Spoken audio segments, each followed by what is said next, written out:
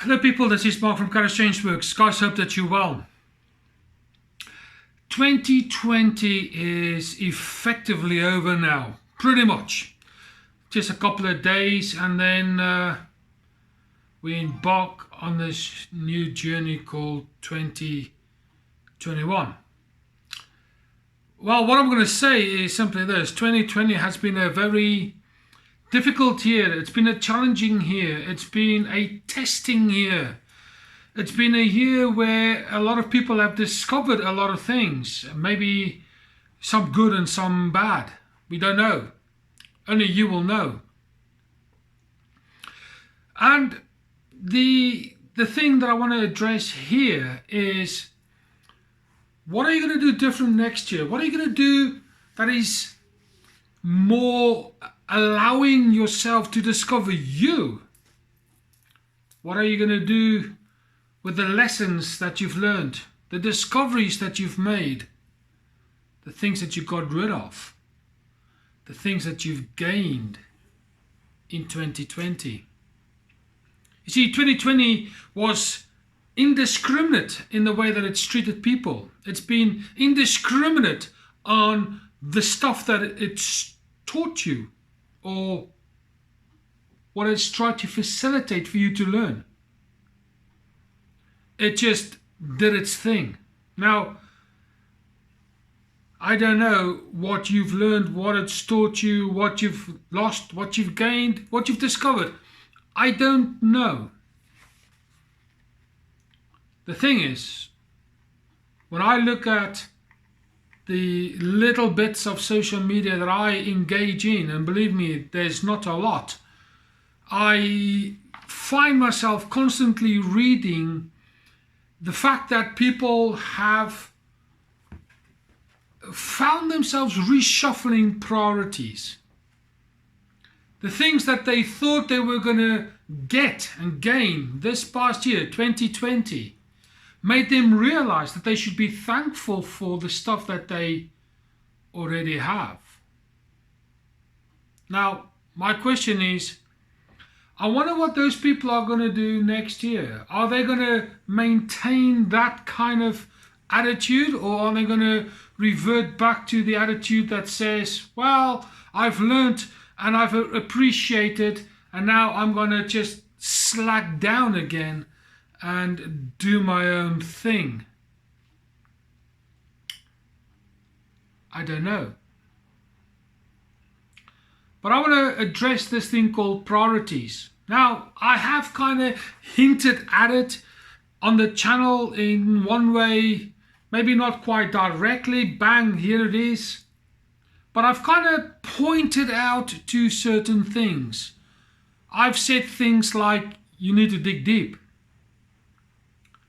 Value your friends and your family. Appreciate your time. There's light at the end of the tunnel. Hang on there. And these kind of messages. So with this video, I'm going to just look at 6 or 7 priorities.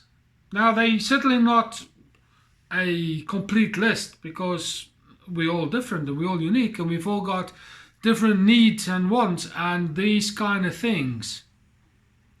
But what I want to bring to you is a collective that I think, if we get these few things, 7 of them, if we get these priorities not only in perspective, but when we make them a priority, I wonder how many changes for the good that you will experience. There are things like spirituality that's not on this list. But from my perspective, and I am totally convinced that Laura will have a similar point of view, that spiritually there is something happening in the atmosphere. There's a war going on, and I wonder how many people will kind of move away from their spiritual convictions. And at the same time, I wonder how many people will return or turn to a spiritual conviction purely based on what's going on in the world as we speak. Because trust me, there's a storm brewing. So I don't know. So I'm just going to present this list to you, and I'm going to ask you just to consider where these 7 things are in your life. Are these things a priority for you? If they are, great. If they're not, I beg the question, why not? What happened? These kind of things. So, let's have a look at these things. Number 1, family. Man, let me tell you now, if you haven't got a supportive family, or if you're not part of a supportive family, let me tell you, it is like your oxygen to survival in this cruel world has been cut. Now, I read an acronym a long while ago, and it sticks in my head, and it's something that I hold dear to. It's just a pity that some don't recognize it. But this is what the acronym said.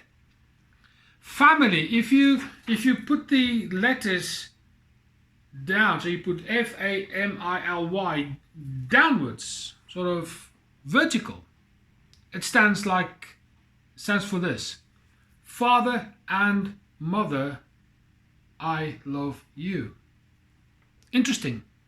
Family. Listen, if you've had a fallout with your family, if your family structure is a little bit brittle, I'm going to encourage you to address that dramatically. Man, you only live once. They only live once. Please, do whatever you can to support your family. And if you have a family, as in children, be the parent, be the role model that is worthy of being called a parent. Now I'm going to maybe swipe a little bit here, but I'm going to say that there's a lot of parents who play the parental role, but who have incredibly destructive motives behind the reasons why they behave. I consider the narcissist, the psychopath, those kind of people. Point here is, if you've got a supportive family, appreciate them. If you are in a supportive family, you are in a place of pure gold. If you haven't got a supportive family, it's difficult, I know. Because the next one is as good as friendships, friends, those kind of thing. It has been said that family is flesh and blood, but friends are the family that you choose for yourself.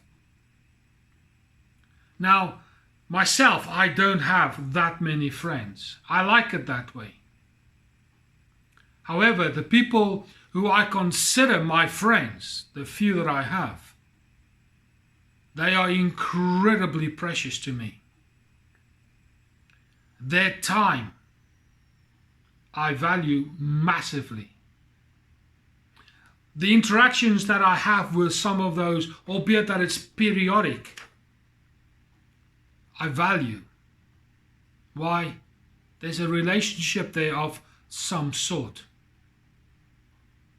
They are the family I choose for myself. Don't get me wrong. My parents and my family, as far as I'm concerned, are sterling. I have the best parents in the world, as far as I'm concerned.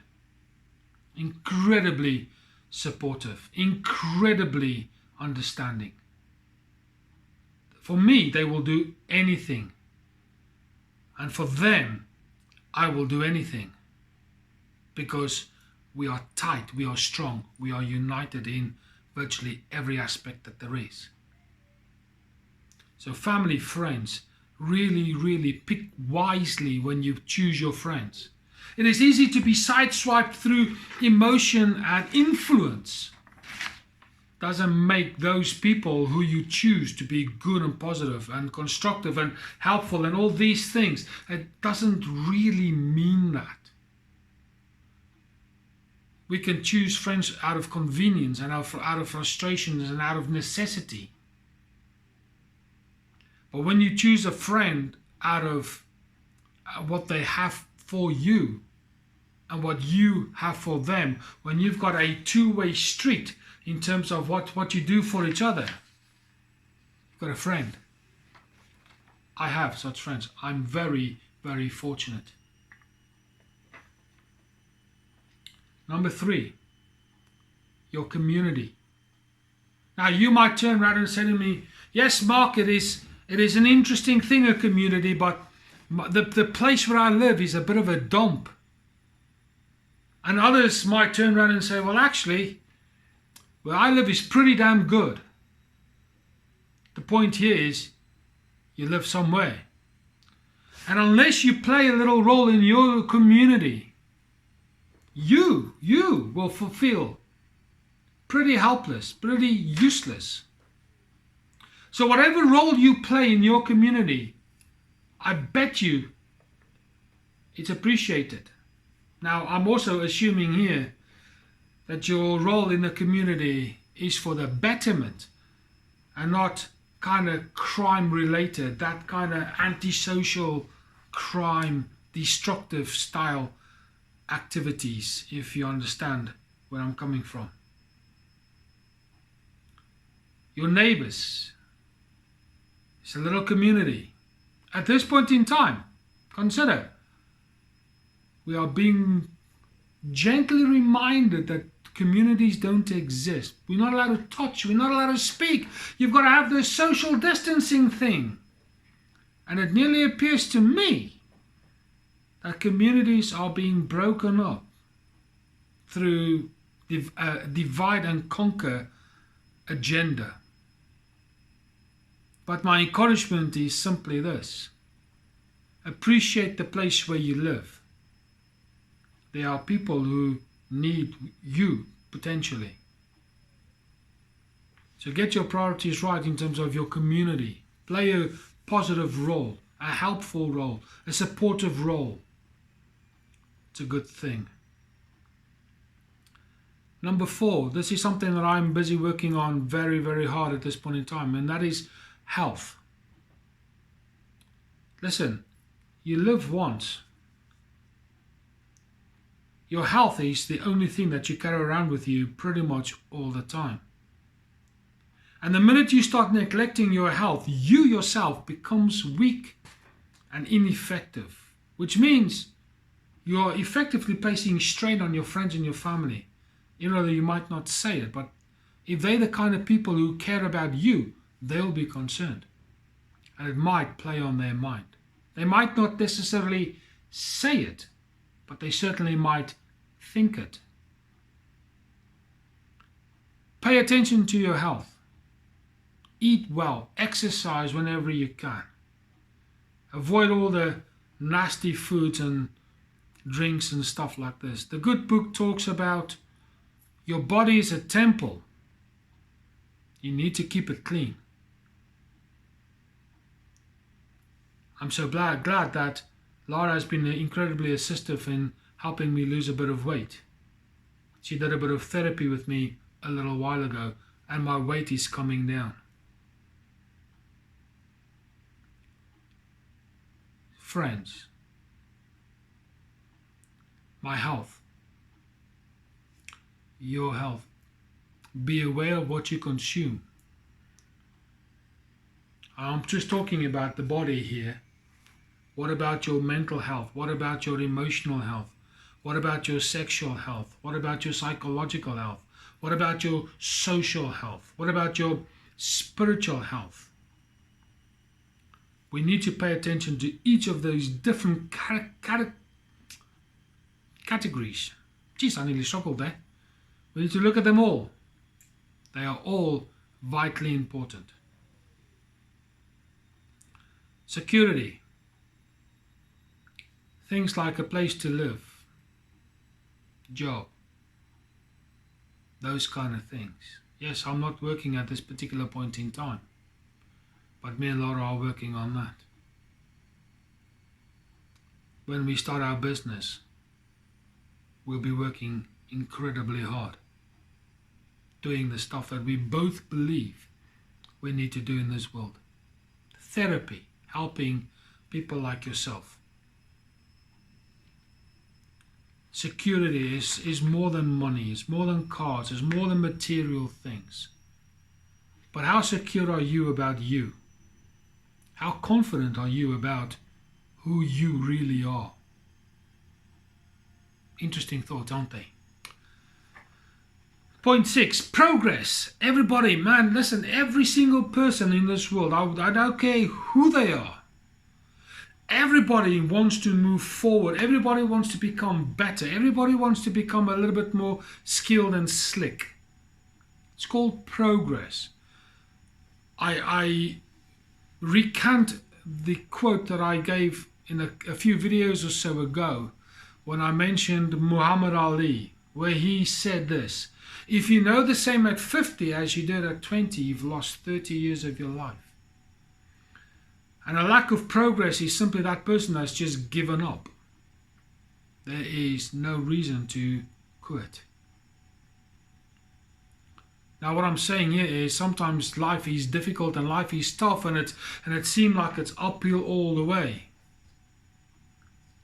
Absolutely.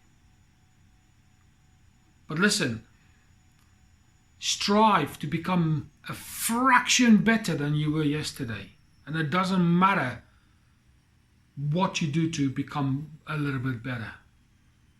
Go to have a look at the video that I made a couple or so weeks ago where I talk about the half a degree rule. Employ that. Just half a degree change. Either running away from a problem but towards your goal, or you're running towards your goal. It's this motivation thing. It doesn't really matter whether you are away from or a towards kind of person in terms of your motivation. Progress is what I'm hinting at here. You'll feel so much better when you do. And finally, the thing that we should prioritize in our lives is this thing. And it's called fun. Relaxing times. Recharge your battery time. So many of us, and me included, I'm very guilty in this. I give out all the time, and it's very rare that I actually sit and absorb things back. Very rare. In the last 6 months or so, I've actually become quite accustomed to watching a little bit of TV. I now actually watch a movie on Netflix. It's been difficult. I'm now learning to appreciate when I spend time with my daughter in particular, to sit and appreciate the stuff that she enjoys, so I can too relax. And doing fun things. Yes, okay, 2020 has been a thieving year as far as fun is concerned. We're not allowed to do this and we're not allowed to do the other. But for 2021, hopefully we'll be able to return back to normal, whatever normal is. But I want to ask you to build fun into your life. If it means doing a hobby, generating a new hobby, doing something different, build it in. Make it a priority. You live once. There's a saying that goes, work hard, play hard, rest hard. And when me and Laura, when we start our own business, I've made it very clear to her that that is exactly how it's going to be. We need to work hard. We need to rest hard. And then in our downtime, we need to play hard. We need to keep our lives in balance. but it can't be in balance when you're so overlaid in one side and the other side has got no weight in it either. So by keeping a good equilibrium in terms of how your life is, how you work and how you rest and how you play and how you socialize and study and rest and all these kind of things is incredibly important. It's like a well-balanced diet, but it's a priority diet to make your life a little bit better, a little bit more effective. Effectively, what I'm asking you to do is to invest in yourself. Now, that is something that I too have mentioned from time to time.